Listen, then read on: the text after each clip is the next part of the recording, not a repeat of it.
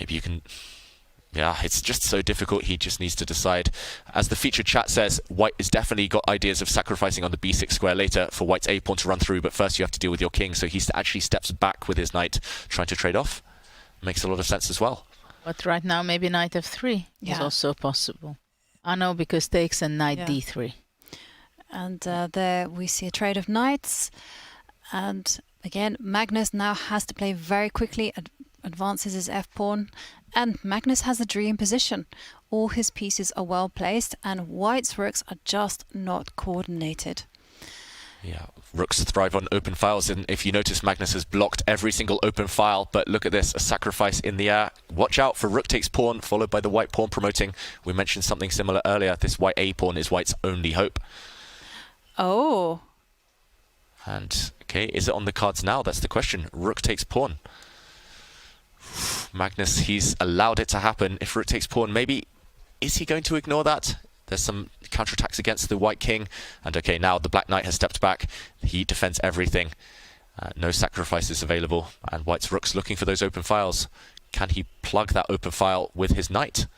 With the black knight? He's going to have to. And Magnus now under 20 seconds. Oh, and we see a cross next to Magnus's move. That means a missed opportunity. Maybe there was something stronger. Well, maybe now rook e2 can be unpleasant, or at least fighting for something from White's point of view.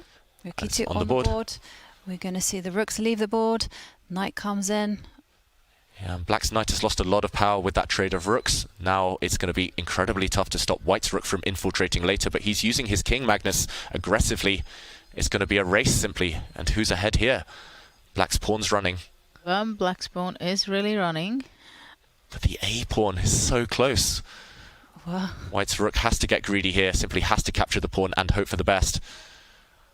Shakh's being accurate so far, as mentioned there in the featured chat, but is it enough to win? Black's pawns are so fast. Yeah, but after c2, yeah, this was a smart move, I believe. Very smart. Covering the promotion square, so now Black will simply threaten to push his pawn. It might cost White his rook, unless now he abandons the defense of his a-pawn. 7 seconds for Black. Yeah. Magnus, he's got a 1 second increment now, but that's no luxury. It's not enough 1 second over the board. Okay. White's going to move his rook. Very tricky position. What's he played? Rook c2, but that gives up the a6 pawn. Gives up the a6 pawn, and look, his pawns are running now. Shakh looks away, even at the cost of the black knight. Magnus is going to win the game. The pawn's too strong.